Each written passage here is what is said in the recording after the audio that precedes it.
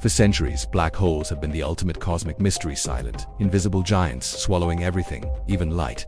But what if they're not silent?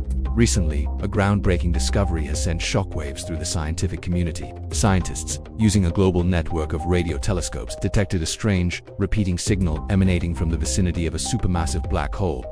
This wasn't just random cosmic noise, it was a structured, periodic burst, a pattern. For the first time, we might be listening to a message from the edge of space-time itself. So, what is this signal? The leading theory points to something Stephen Hawking predicted decades ago: Hawking radiation. This is the faint glow of particles that black holes are thought to emit as they slowly evaporate over trillions of years. The detected signal could be a unique modulation of this radiation, perhaps caused by something falling into the black hole, creating ripples in space-time that encode information. By analyzing the frequency, timing, and intensity of these signals, researchers are beginning to piece together a puzzle. It's telling us about its mass, its spin, or the matter it consumed eons ago. They're developing new algorithms, pushing the boundaries of computing to translate this cosmic language.